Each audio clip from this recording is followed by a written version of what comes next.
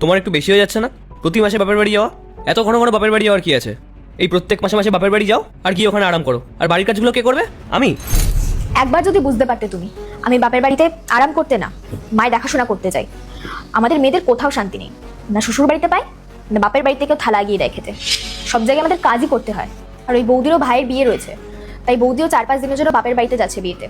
আর তুমি তো জানো আমার মা বেড রিডেন, পুরো প্যারালাইসিস। তাকে তো আর একা ছেড়ে দেওয়া যায় না, কাউকে তো দরকার দেখাশোনার জন্য। আর তুমি একটা কথা বলো, তুমিও তো 1 সপ্তাহের জন্য ঘুরতে যাচ্ছ, ততদিন আমি একা কি করবো? দেওয়ালে মাথা টুকবো? তুমি তোমার মায়ের দেখাশোনা করার জন্য আমার বাড়িতে তালা লাগিয়ে দেবে? মানে তোমার সংসারের প্রতি কোনো চিন্তা ভাবনা নেই নাকি? তোমার জামা কাপড়ই প্যাক করছি, তুমি যাওয়ার পর আমি মায়ের কাছে যাব, আর তুমি ট্রিপ থেকে আসার আগে আমি বাড়ি চলে আসবো। যাও তুমি, আর আসতে হবে না। সবসময় শুধু বাপের বাড়ি বাপের বাড়ি আর বাপের বাড়ি। নিজের সংসারের প্রতি তো কোনো চিন্তা ভাবনা নেই তোমার।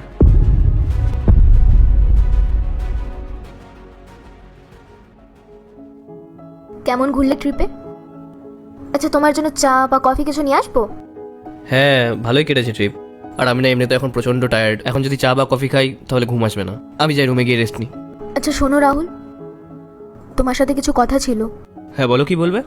আসলে তোমার ট্রিপে যাওয়ার আগে আমাদের মধ্যে ঝগড়া হলো না মাকে নিয়ে, তারপর থেকেই আমি খুব চিন্তায় আছি।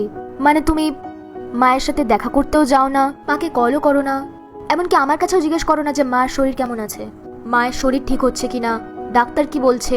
তুমি কখনোই এইসব বিষয় নিয়ে আমায় কিছু জিজ্ঞেস করোনি। আরে ঈশিতা, আমি তো তোমাকে যেতে দিই, আর উনি তো তোমার মা। তুমি করো না সেবা, আমি সেখানে গিয়ে কি করবো? আচ্ছা, আমার মা তোমার কেউ না, তাই তো? তুমি যদি মায়ের সাথে একবার দেখা করতে যাও বা মায়ের সাথে ফোনেই কথা বলো, তাহলে মা কত খুশি হয় বলো তো, মায়ের কত ভালো লাগবে, আশীর্বাদ দেবে আমাদের।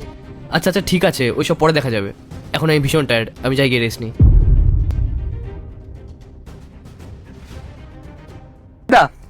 ঈশিতা, তুমি তাড়াতাড়ি রেডি হয়ে নাও, আমাদেরকে গ্রামে যেতে হবে। গ্রাম থেকে ফোন এসেছিল, মা পড়ে গেছেন, মার সিদ্ধারায় চোট লেগেছে।